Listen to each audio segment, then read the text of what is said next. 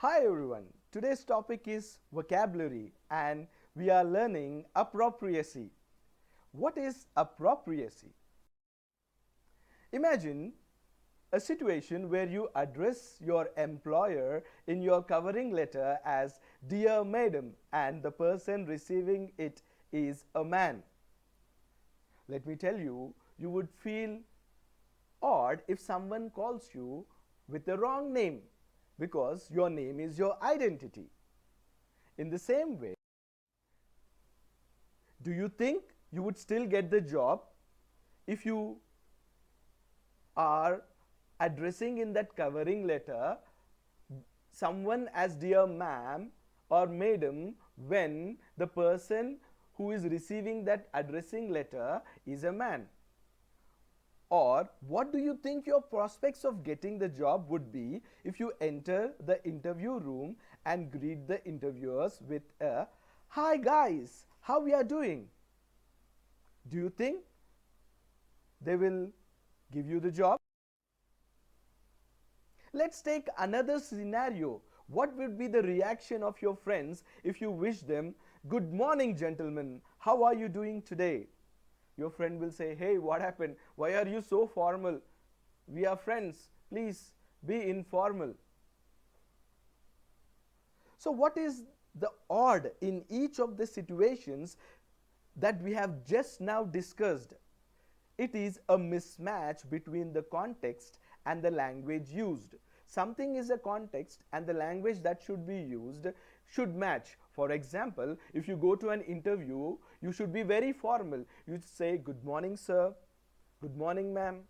Second thing, if you are with your friends, you need not be that much formal. You can say, "Hi friends, how are you?" And if you are addressing someone, you need to be careful what gender he is or she is. You need to address in a correct gender also. If addressing a man as madam is inappropriate, the same is true of addressing a ma'am as sir. Similarly, while hi is an apt greeting for friends, but it is totally inappropriate in an interview because the one who calls you for the interview expects you to be formal and professional.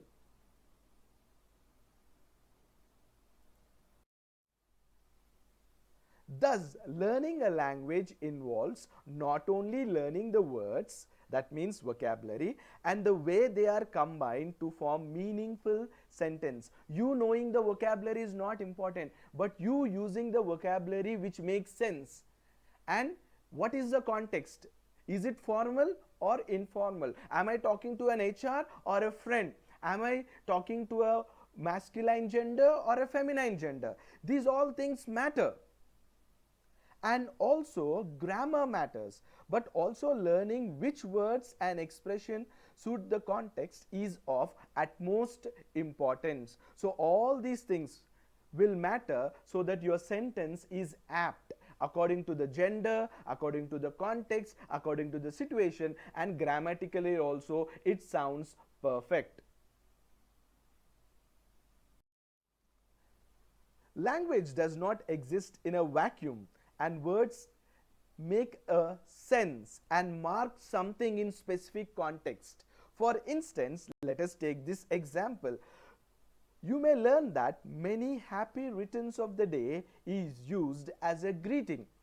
So you know, hey, many happy returns of the day is a wish. You will greet someone, but imagine you are greeting the same many happy returns of the day on a marriage or in a marriage. How embarrassing it would be. So you are saying to someone on their marriage or that wedding, you are saying many happy returns of the day. I think we would make a fool of ourselves. So if using the right words in the right order is accuracy, using the right words in the right context is appropriacy. Now you understand the difference between accuracy and appropriacy. I think you have a better idea what is appropriacy. Right word in the right context. Learning what to say, when, and how is an important aspect of language learning. Some people know what to say, but they don't know how to say. And appropriacy refers to the extent to which a word or phrase sounds natural. That means it is apt to the situation, context, or gender also, and acceptable at a particular situation. That means whatever rules we said about gender, about grammar, about using the word in the correct context, everything suits properly and it is appropriate. Appropriacy is a context dependent quality. The appropriacy and the inappropriacy of a word or phrase is judged not in absolute terms but in terms of its suitability to the context in which it is used. What does that mean? That means when you are appropriate or inappropriate, we can easily know it or judge it. How? Is the word or sentence I am using, is it suitable? And is it correct to the context? That means on a birthday you will say many happy returns of the day, and on a wedding day when that marriage is going on and it is finished, so you are wishing that new couple on that day a very happy married life. So that is the context. On a birthday, happy birthday. On a wedding day, you should say happy marriage life.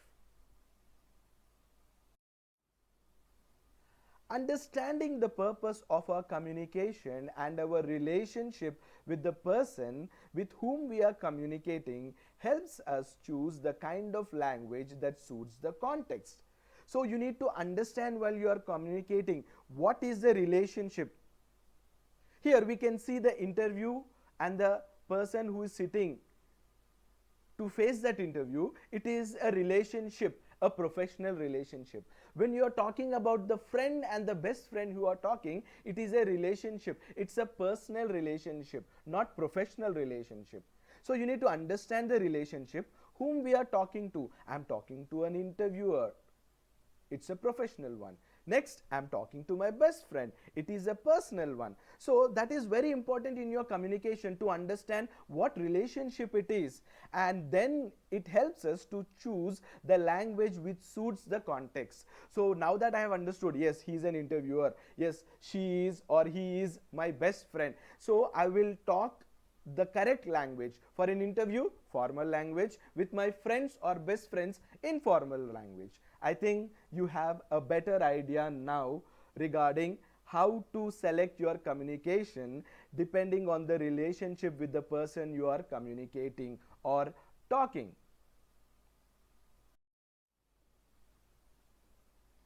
Broadly speaking, the closer the relationship and the easier the purpose, the greater should be the level of informality. You know, whom we are very close, our informality level is very high. For example, we talk everything or anything with your best friend, and you share. Sometimes you tell your friend, hello, don't be that formal, I can understand you. And sometimes your best friend says, hello, even if you don't talk, I will come and talk with you. So the easier the level of communication will be, the closer the relationship it is. And the distant the communication will be when the relationship is not that close. For example, you don't know the person who is interviewing you, so you will not talk like your best friend. You will just say hi and you will answer the questions asked in the interview.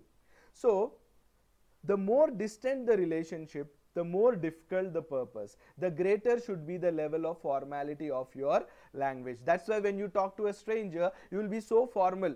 You will not be informal like your best friends.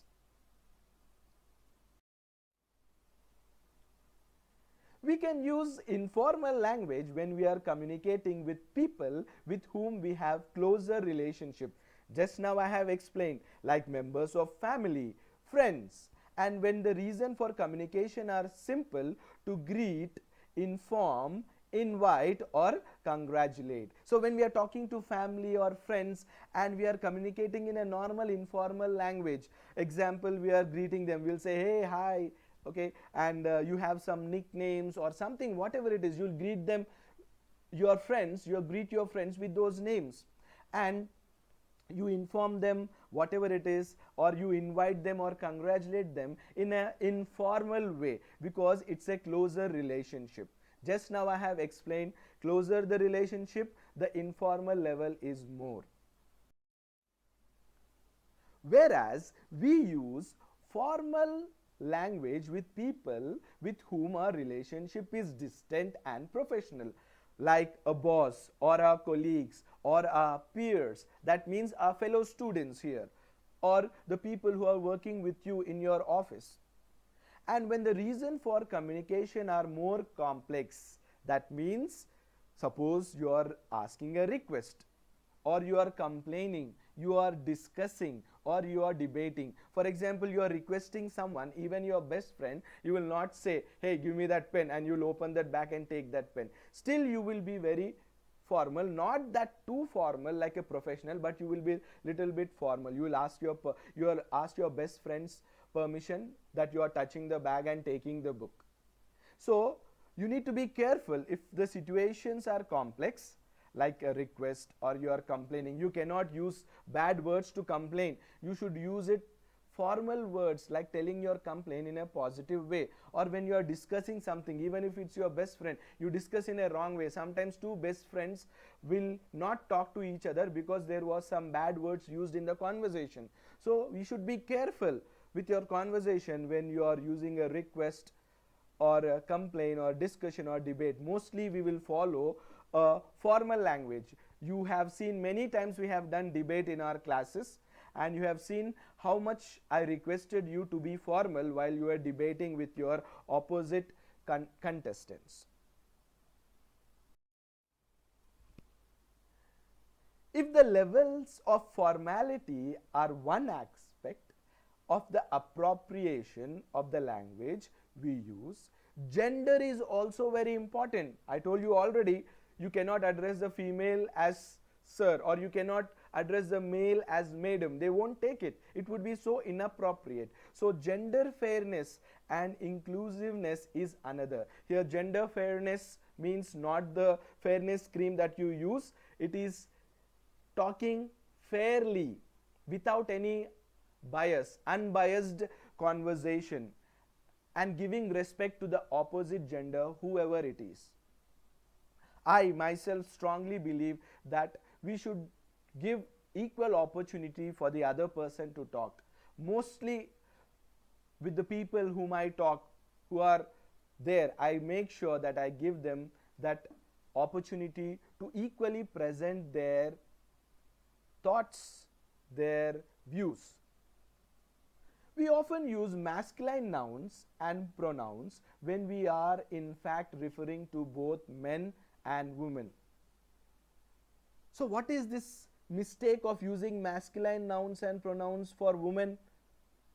Let us look into the next slide to understand in a better way.